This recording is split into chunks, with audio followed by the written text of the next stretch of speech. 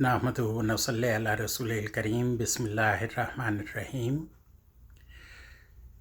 معزز خواتین و حضرات، ارشد نعیم خان آپ کی خدمت میں حاضر ہے۔ آج 16 مئی 2020 اور ہفتے کا دن ہے، اور ہمارا آج کا یہ ویڈیو پیغام تمام امت مسلمہ کو مبارکباد، بالخصوص ہمارے ہم وطن پاکستانیز اور پوری دنیا کے، خواہ وہ غیر مسلم ہی کیوں نہ ہوں، لیکن ان تمام امن پسند افراد کے لیے مبارکباد سے شروع ہوتا ہے۔ تفصیل اس اجمال کی یہ ہے کہ آج دنیا میں سب سے بڑی خبر جو سامنے آئی ہے وہ حضرت عباس ستکزئی، یہ نام یقیناً آپ لوگوں کے لیے شناسا ہوگا۔ حالیہ افغان طالبان کے جو مذاکرات تھے امریکہ کے ساتھ، اس میں یہ مرکزی ثالث تھے، بلکہ عباس ستکزئی صاحب جو ہے وہ ثالثی ٹیم کے سربراہ تھے۔ انہوں نے آج ایک بین الاقوامی نشریاتی ادارے کو گفتگو کرتے ہوئے یہ اعلان کیا ہے، یہ انکشاف کیا ہے کہ عید الفطر کے فوراً بعد افغان طالبان جو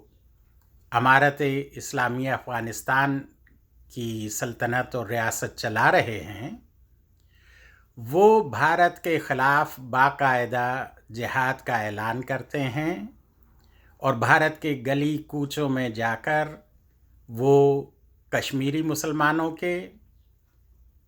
اور بھارت کے دوسرے علاقوں میں بسنے والے مسلمانوں کے خلاف، جو RSS کے، جو BJP کے، جو جنتا دل کے، اور جو RSS کے، جو بجرنگ دل کے، اور جو ہندو قوم پرستوں کے مظالم ہیں، ان کا جواب دیں گے،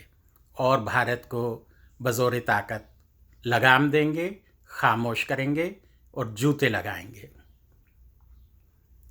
معزز خواتین و حضرات، آپ کو یہ خبر پاکستان کے حوالے سے بالخصوص اور بین الاقوامی تناظر میں بالعموم دیکھنا پڑے گی۔ سقوط مشرقی پاکستان اور بنگلہ دیش کے قیام کے بعد گزشتہ 50 برسوں میں یہ کسی بھی مسلمان ریاست کی جانب سے یا اسلامی حکومت کی جانب سے یہ سب سے بڑا اعلان ہے۔ اصولاً تو یہ پاکستان کو کرنا چاہیے تھا، لیکن پاکستان اپنی مصلحتوں کا شکار ہے۔ افغانستان میں جو اشرف غنی کی موجودہ کٹ پتلی حکومت ہے وہ محض کابل تک محدود ہے، اور اصل افغانستان کی حکومت اور معاملات امارت اسلامیہ افغانستان کی حکومت چلا رہی ہے، جو الحمدللہ افغانستان کے طالبان پر مشتمل ہے۔ عباس ستکزئی صاحب کے اس اعلان جہاد کے بعد پاکستان میں موجود اسلام پرست، پاکستان پرست اور جہادی قوتوں کو تقویت ملی ہے، اور انہوں نے بھی اس میں حت المقدور حصہ ڈالنے کی باتیں کی ہیں، اور انشاءاللہ ان پر عمل درآمد بھی ہوگا۔ عباس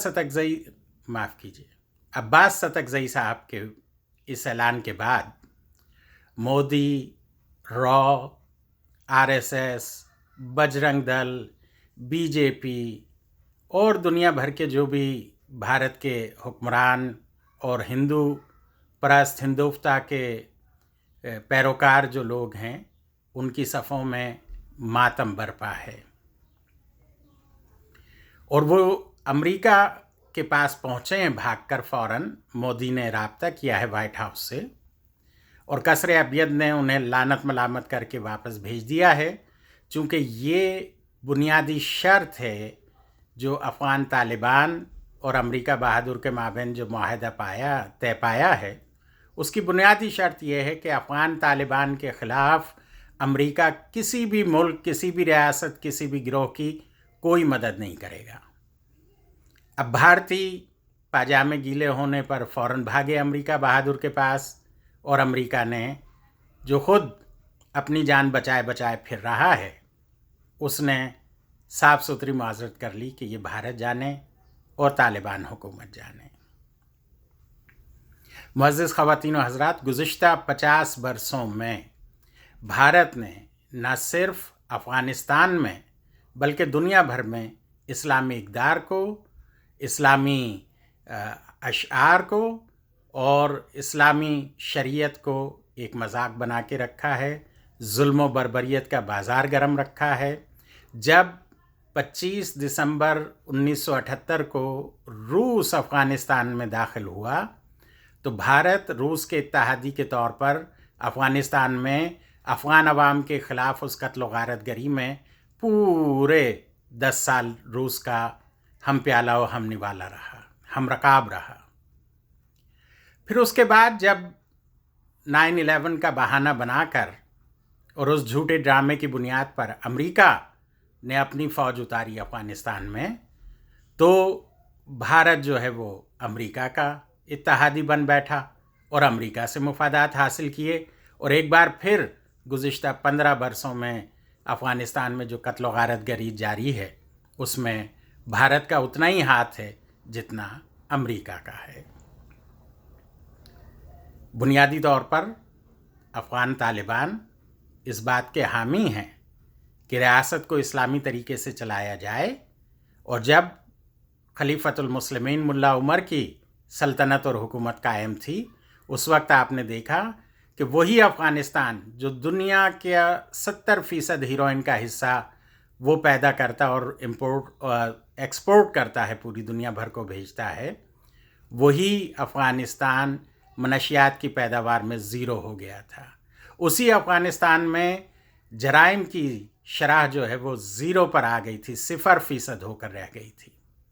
جو ایک بار پھر حامد کرزائی جیسے لولے لنگڑے شخص کو اور اس کے بعد اشرف غنی کو مسند صدارت پر بٹھا کر امریکہ اور برطانیہ نے ان جرائم کو اور منشیات کی اسمگلنگ کو ایک بار پھر آسمان پر پہنچا دیا ہے۔ برطانیہ ہو یا امریکہ کے اور دیگر 35 اتحادی ممالک، ان کا کوئی بھی فوجی جب افغانستان سے اپنے وطن اپنی مدت ملازمت پوری کر کے واپس جاتا ہے تو چونکہ ان کے اسباب کو، ان کے سامان کو کسی بھی طرح سے تلاشی نہیں لی جاتی، چیک نہیں کیا جاتا، اس لیے وہ تحفتاً 1-2 کلو ہیروئن ضرور رکھ کر لاتا ہے جو وہ اپنے اپنے ملکوں میں بیچ کر 4 پیسے کماتا ہے۔ یہ ان لوگوں کی اخلاقی اور معاشی اوقات ہے۔ تو معزز خواتین و حضرات، اس بات کے منتظر رہیے کہ عید الفطر کے فوراً بعد جو جہادی قوتیں ہیں، اسلامی امارات افغانستان کے جو مجاہدین ہیں، وہ بھارت میں باقاعدہ اعلانیہ داخل ہوں گے، چونکہ اسلام میں شب خون نہیں ہے۔ اسلام میں جب بھی حملہ کیا گیا یا بتایا گیا تو اعلان کر کے کیا گیا، خفیہ چھپ چھپاتے رات کے اندھیروں میں۔ یہ مسلمانوں کی نہ سرشت ہے، نہ تاریخ ہے، اور نہ ہماری فطرت میں ہے۔ اب انشاءاللہ یہ عملی قدم اٹھایا جا رہا ہے ہماری حکومت پاکستان سے، اور دنیا بھر میں موجود اسلام پرست قوتوں سے، ممالک سے اور عوام الناس سے یہ اپیل ہے کہ وہ جہاد کی اس دعوت پر لبیک کہیں، دامیں درہمیں سخنیں۔ اگر آپ خود شریک نہیں ہو سکتے، فوجیں بھیجیں، فوجیں نہیں بھیج سکتے، سادہ لباس میں ملبوس جو ہے وہ مجاہدین کو داخل کیجئے بھارت میں۔ یہ بھی نہیں کر سکتے تو مال و دولت کے ساتھ جو اللہ نے آپ کو توفیق دی ہے اس سے تائید اور حمایت کیجئے۔ اگر یہ بھی نہیں کر سکتے تو کم از کم آپ انہیں سراہیے، ان کی تائید کیجئے، ان کی حمایت کیجئے، ان کے موقف کو پروپیگیٹ کیجئے، آگے پھیلائیے، بڑھائیے، ان کے موقف کو دنیا کے سامنے پیش کیجئے کہ مجاہدین چاہتے کیا ہیں اور اسلام کیا چاہتا ہے۔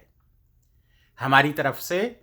امارات اسلامی افغانستان کے سربراہان، عوام الناس، کارکنان، سب کو خراج تحسین. السلام علیکم ورحمہ.